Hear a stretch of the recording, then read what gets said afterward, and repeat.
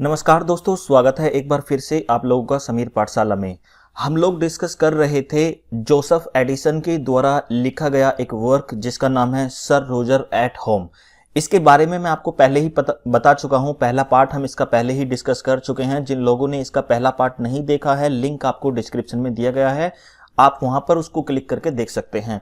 तो sir Roger at home जो है, इसको द स्पेक्टेटर ने पब्लिश कराया था और इसको पब्लिश कराया गया था जुलाई 1711 को, और ये जो है हमारा दूसरा पार्ट है। तो ये रही कुछ लाइनें। सबसे पहले है माय फ्रेंड सेज जो और सर रोजर। देखिए यहां पर माय फ्रेंड ये किसने कहा है? सर रोजर ने कहा है। मतलब जो भी स्पीच हम पढ़ने वाले हैं, जो भी लाइन्स हम पढ़ने वाले हैं, ये सर रोजर के द्वारा कही गई हैं। My friend found me out this gentleman. वो कहते हैं कि दिस जेंटलमैन यहां पर कौन है? वो क्लर्जी मैन, जो क्लर्जी मैन सर रोजर के पास अभी है, तो उसको कह रहे हैं कि ये जो क्लर्जी मैन है, ये मेरे एक फ्रेंड ने मेरे लिए ढूंढ के दिए थे। ठीक है। Who besides the endowments required of him is, they tell me, a good scholar, though he does not show it। ये कहते हैं, सर रोजर कहते हैं कि जो ये क्लर्जी मैन है, इसके पास वो सारी नॉलेज तो है ही, सारी रिक्वायरमेंट तो वो कंप्लीट करते ही हैं जो एक क्लर्जी मैन के अंदर होनी ही चाहिए। अपार्ट फ्रॉम इट जो है, ये क्या है? एक गुड स्कॉलर हैं। ये बहुत ही अच्छे स्कॉलर हैं, इन्हें काफी अच्छी नॉलेज भी है, लेकिन ये कभी उसका दिखावा नहीं करते, लोगों के सामने बोस्ट नहीं करते कि भैया मेरे को ये नॉलेज है, वो नॉलेज है। वो सबको अपनी लाइफ में अप्लाई करते हैं, और ये एक बहुत ही अच्छे इंसान हैं जो अभी मेरे पास क्लर्जी मैन है, जिन्हें मेरे यूनिवर्सिटी के एक फ्रेंड ने दिलाया था। I have given him the personage of the Paris. वो कहते हैं पेरिस, देखिए पेरिस यहां पर जो है उन लोगों के लिए इस्तेमाल किया गया है जो सर रोजर के कंट्री में लोग रहते हैं, मतलब उन सभी के लिए पेरिस शब्द इस्तेमाल कर दिया गया है। तो वो कहते हैं कि मैंने उन्हें रखा है अपने पेरिस के लोगों के लिए, उनको वो स्पीचेस देंगे। And because I know his value, और मैं जानता हूं अच्छी तरह से उसकी वैल्यू। किसकी वैल्यू? क्लर्जी मैन की वैल्यू सर रोजर बहुत ही अच्छी तरह से जानते हैं कि ये एक बहुत ही अच्छे इंसान हैं, इन्हें बहुत अच्छी नॉलेज है, क्लर्जी मैन जैसा होना चाहिए, ये बिल्कुल वैसे ही हैं। Have settled upon him a good annuity for life. और इसी वजह से मैंने, देखिए एनिटी वैसे तो एक इंश्योरेंस होता है, लेकिन हम फिक्स्ड अमाउंट को भी एनिटी कह सकते हैं।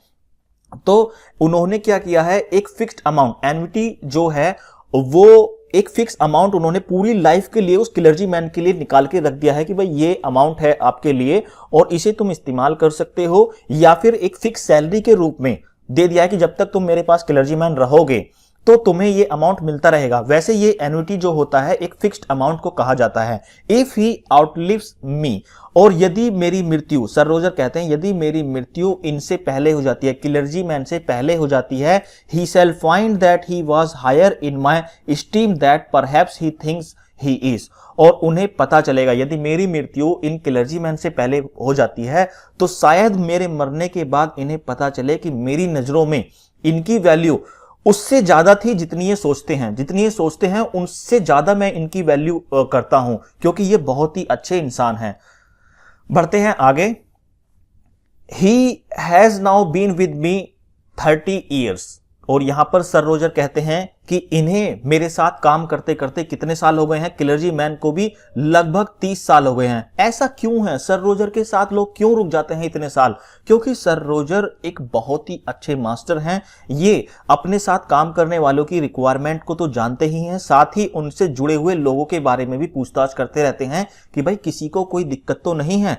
तो इसी वजह से ये क्लर्जी मैन भी इनके साथ मोर देन 30 years से काम कर रहा है, लगभग 30 साल इसे भी काम करते हुए हो गए हैं। एंड दो he does not know I have taken notice of it, has never in all that time asked anything of me for himself। और इस समय में, जो भी समय से ये मेरे पास काम कर रहे हैं, मुझे ऐसा नहीं लगता कि कभी भी वो अपनी कोई भी चीज मांगने के लिए मेरे साथ आए हैं। ये चीज मैं नोटिस करता हूं कि वो मेरे से कोई भी चीज अपनी रिक्वायरमेंट की नहीं मांगते। तो फिर मांगते किस तरह की हैं, ये आगे वाली लाइनों में पता चलेगा। दो he is every day सोलिसिटिंग me for something in behalf of one और अनोदर ऑफ माई टेनेंट्स। वो मांगते हैं किसके लिए?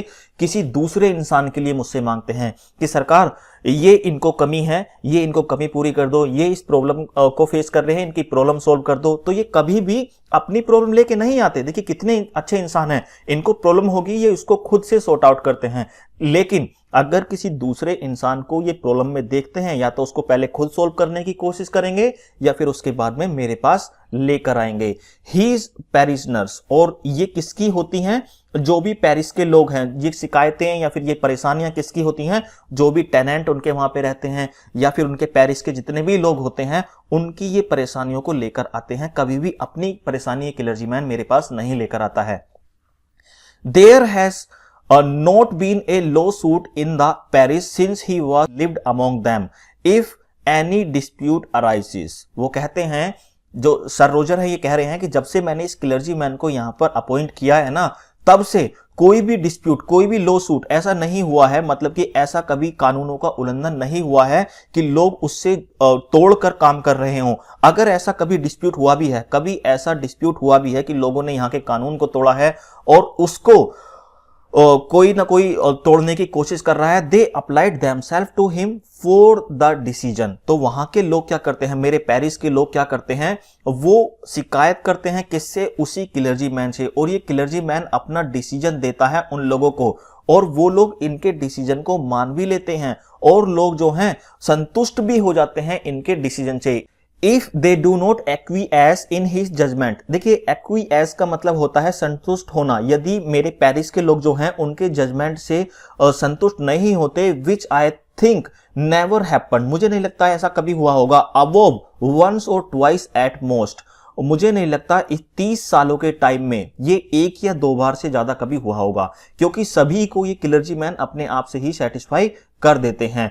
दे अपील टू मी, अगर ऐसा नहीं होता तो वो मेरे पास आकर क्या करते हैं, अपील करते हैं, लेकिन ऐसा होता नहीं है, एक या दो बार ही ऐसा हुआ है। At his first settling with me, I made him a present of all the good sermons which have been printed in English। और जितनी भी सरमन्स, इन क्लर्जीमैन की जितनी भी सरमन्स हैं वो किस चीज में प्रिंट है? इंग्लिश में प्रिंट हैं। क्योंकि देखिए जो पेरिस के लोग हैं, जरूरी नहीं है वहां के लोगों को ग्रीक या फिर लैटिन लैंग्वेज आती हो, लेकिन सभी को क्या आती है? इंग्लिश लैंग्वेज आती है। तो हमारा मेन मोटो क्या होता है कि हम उन सरमन्स को, उन जो स्पीच होती हैं, श्लोक होते हैं, या फिर कोई भी अच्छे काम करने के लिए आपको जो भी स्पीच की जरूरत होती है, वो सारी की सारी चीजें इंग्लिश में प्रिंट कराई गई हैं। क्यों कराई गई हैं? ताकि ये चीजें सभी लोगों को अच्छी तरह से समझ में आ जाएं। And only begged of him that every Sunday be would pronounce one of them in the pulpit. और यहां पर कहते हैं, देखिए पुलपिट का यहां पर मतलब है ग्रुप, या फिर यहाँ जो हमारे कंट्री में लोग रहते हैं, पेरिस में लोग रहते हैं, उनके ग्रुप को कहा गया है। तो यहां पर सर रोजर कहते हैं कि ये सरमन्स जितनी भी है ना, ये हमारे लोगों के बीच में हर संडे को, एवरी संडे, हर संडे के बीच में क्या होनी है? प्रोनाउंस होनी है। मतलब कि उनकी जो मीनिंग है या फिर उनका एक्सप्लेनेशन जिस तरह से मैं आप लोगों को बता रहा हूं, ये सब चीजें उन लोगों को बताई जाएंगी। कब? एवरी संडे, हर एक संडे को। Accordingly he has digested them into such A series. और इन्होंने, जो क्लर्जीमैन हैं, ये सारे के सारे सरमन्स को ऐसे सीरीज में लगाया हुआ है that they follow one another naturally, जैसे कि इन्हें नेचुरली, मतलब कि ये भगवान ने ही अपने आप से सीरीज में लगाई हो, इस तरह से लगाया हुआ है। ऐसा लगेगा कि एक स्पीच के बाद जब आप दूसरी स्पीच, दूसरी सरमन को सुनेंगे तो आपको लगेगा कि ये इसका अगला ही पार्ट है। तो इतनी अच्छी तरह से इन्होंने इन्हें लगाया हुआ है सीरीज में। And make a continued system of practical divinity. और वो इन सरमन्स के अंदर क्या है? लोगों को मानवता का पाठ पढ़ाया जाता है, लोगों को बताया जाता है कि हमें ह्यूमैनिटी दिखाने के लिए क्या क्या चीजें करनी चाहिए, क्या चीजें इंसानों के लिए जरूरी होती हैं, ताकि इस संसार में जो दयावान लोग हैं, जो अच्छे लोग हैं, वो बने रहें। और इन कामों को करके, जैसे कि मान लीजिए किसी को हेल्प की जरूरत है, आपने उसकी हेल्प कर दी, ठीक है, किसी को दवा की किसी की भी जरूरत है, आपने उसको दिला दी। तो ये सारे काम करने की जो बढ़ावा है इन सरमन्स के द्वारा लोगों को दिया जाता है। As Sir Roger was going on in his story, और सर रोजर मुझे उन किलरजी, देख जोसेफ एडिसन को बता रहे हैं सर रोजर, और सर रोजर जोसेफ एडिसन को उस किलरजी मैन के बारे में बता ही रहे थे। The gentleman we were talking of came up to us, और वो जेंटलमैन, मतलब यहां पर जो जेंटलमैन का इस्तेमाल हुआ है वो इस किलरजी मैन के लिए ही इस्तेमाल हुआ है। वो जेंटलमैन आ गया किसके पास, हमारे पास आ गया।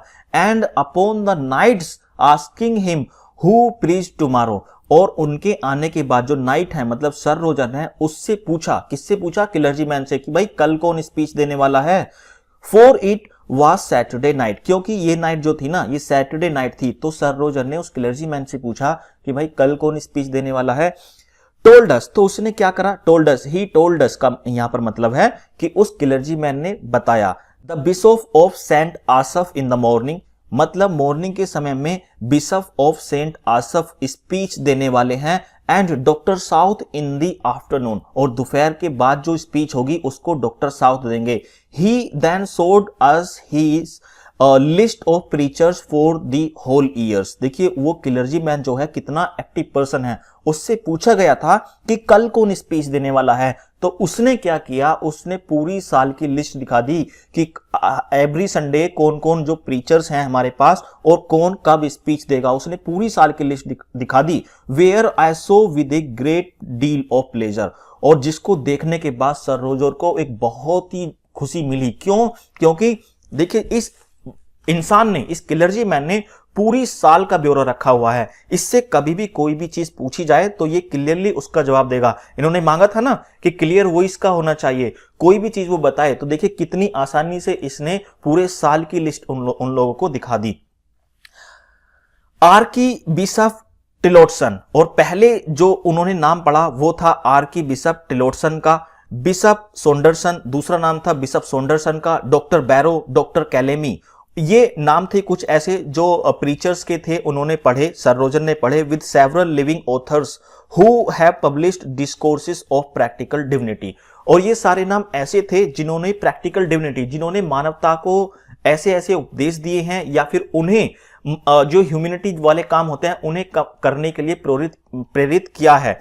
तो ऐसे ही ये प्रीचर्स हैं जिनके नाम यहां पर बताए हुए हैं कि इन्होंने प्रैक्टिकल डिविनिटी, मतलब लोगों को ये प्रैक्टिकल कर करके भी दिखाया है। ऐसा नहीं है कि उन्होंने सिर्फ अपनी स्पीचेस में ही ऐसा कर दिया, उन्होंने ये करके दिखाया है अपनी प्रैक्टिकल लाइफ में। यदि वो कहते हैं कि तुम्हें किसी की मदद करनी चाहिए तो वो पहले खुद किसी की मदद करते हैं, फिर उससे कहते हैं कि भाई अगले की मदद करना है ना। उन्होंने अपनी लाइफ में इसको प्रैक्टिकली की है। तो इन सारे प्रीचर्स के नाम यहां पर आपको पता चलते हैं। I no sooner saw this venerable man in the pulpit, but I very much approved of my friends insisting upon the qualifications of a good aspect and a clear voice. देखिए इस इंसान के अंदर, इस किलरजी मैन के अंदर चाहे जितनी क्वालिटी हो, इनको तो मैं इनकी तो तारीफ जितनी करूं वो कम है, लेकिन ये मुझे किसकी वजह से मिले हैं, ये मेरे फ्रेंड की वजह से मिले हैं, जिसने मुझे इंसिस्ट किया था, जिसने मुझसे कहा था कि भाई जैसे इंसान की तुझे जरूरत है ना भाई, ये ऐसा ही है, इसकी क्वालिफिकेशंस, इसके एस्पेक्ट वो बहुत ही अच्छे हैं, इसकी वॉइस क्लियर है, जो भी चीज इसे पता है ना वो सारी की सारी जो चीज तुम्हें रिक्वायरमेंट, जो भी रिक्वायरमेंट तुम्हें जरूरत है ना सर रोजर मेरे फ्रेंड, इस किलरजी मैन के अंदर तुम्हें वो सारे गुण, वो सारी क्वालिटीज मिलेंगी जो तुम ढूंढ रहे हो। ये किलरजी मैन तो अच्छा है, लेकिन मेरा दोस्त देखो कितना अच्छा है जिसने इसे सजेस्ट किया था।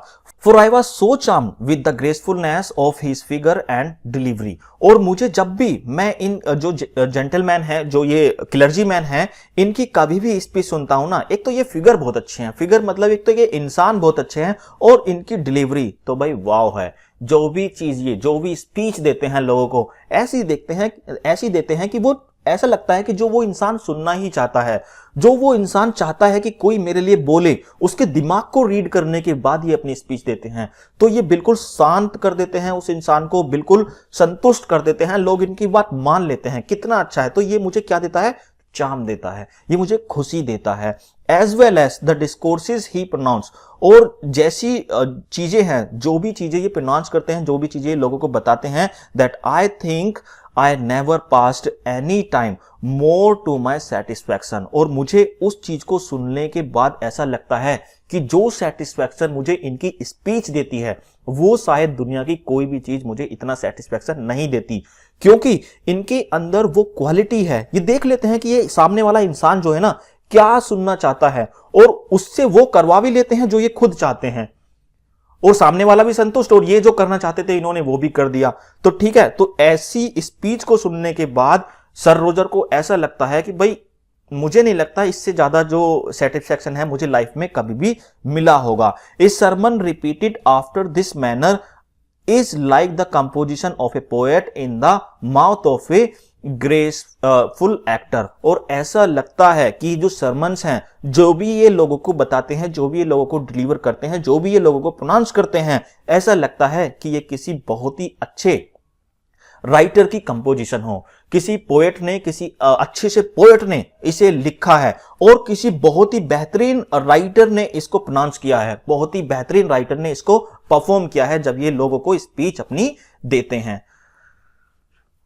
I could heartily wish that more of our country clergy would follow this example। और मैं चाहता हूं, दिल से चाहता हूं कि जो हमारी कंट्री में, जो हमारे जहां पर ये रहते हैं, कि वहां पर जितने भी क्लर्जी मैन हैं वो इनको फॉलो करें, क्योंकि मुझे नहीं लगता इससे ज्यादा किसी भी क्लर्जी मैन को कोई परफेक्शन की जरूरत है। And instead of wasting their spirits in labour composition of their own. और वो कहते हैं कि जो वो अपनी कंपोजिशन लिखते हैं, जो दूसरे क्लर्जी मैन हैं वो अपनी स्पीचेस को तैयार करते हैं, वो अपनी कंपोजिशंस बनाते हैं, मुझे लगता है कि वो बिल्कुल वेस्ट ऑफ टाइम है, उन्हें ऐसा नहीं करना चाहिए। Would endeavour after a handsome elocution and all those other talents that are proper to enforce what has been penned by greater masters. और ये कहते हैं, सर रोजर कहते हैं कि जो क्लर्जी मैन है ना, उन लोगों को अपनी कंपोजिशंस को ना लिखकर क्या करना चाहिए, जो लोग, जो ग्रेट मास्टर्स ने, जो ग्रेट क्लर्जी मैन्स हैं, उन्होंने पहले ही सरमन्स को लिखा हुआ है, उन सरमन्स को क्या करना चाहिए, बहुत ही अच्छी तरह से बताना चाहिए, लोगों को करेक्टली बताना चाहिए, उनको अच्छी तरह से उनका मीनिंग निकालकर बताना चाहिए। जरूरी नहीं है कि कोई सरमन है उसको आप डिलीवर करना चाहते हो, लोगों के सामने बताना चाहते हो, तो जरूरी नहीं है वो आप अपनी ही लिखो। जो सरमन्स पहले से ही लिखी हुई हैं उनको और अच्छी तरह से आप बताओ लोगों को, जो ग्रेट मास्टर्स ने पहले ही लिखी हुई हैं, ऐसा नहीं है उन लोगों ने बेकार लिखी हैं। यदि आपको लगता है कि उनमें कोई इंप्रूवमेंट की जरूरत है तो आप उसको इंप्रूव करके लोगों को बताओ। अगर आप उससे अच्छा कर सकते हो तो ऐसी बात नहीं है कि आप नहीं कर सकते, आप कर सकते हो तो करो, लेकिन उसी को क्या करो, इंप्रूव करो और लोगों को बताओ। नई सरमन्स को लिखने में अपना टाइम वेस्ट ना करो, क्योंकि हम लोगों का जो मोटो है वो ये है, लोग अच्छे कामों को करने लग जाएं, वो सही रास्ते पर आ जाएं। This would not only be easy to themselves. और ये उन लोगों के लिए, जो क्लर्जी मैन है, उन लोगों के लिए ही आसान नहीं होगा। पहली बात क्यों? क्योंकि उन्हें नए कंपोजिशंस नहीं लिखने पड़ेंगे, नई सरमन्स नहीं लिखनी पड़ेंगी, वो पुरानी सरमन्स को उठाएंगे। इसीलिए उन लोगों को, क्लर्जी मैन को जो हैं, उनको जो है इजी पड़ेगा ये। But more edifying to the people. और लोगों को जो है सुनने में भी ये आसानी होगी, समझने में भी ये आसानी होगी। क्यों? क्योंकि ये चीजें उन्होंने कहीं ना कहीं पहले से ही सुनी होगी, इसलिए उन्हें समझने में, सुनने में बहुत आसानी होगी और उसे अपने जिंदगी में वो अच्छी तरह से अप्लाई भी कर पाएंगे। ये था दोस्तों कंप्लीट ऐसे जो सर रोजर एट होम है, जो जोसेफ एडिसन ने लिखा है। आई होप आप लोगों को ये समझ में आया होगा। मिलते हैं अगले लेक्चर में, तब तक के लिए जय हिंद।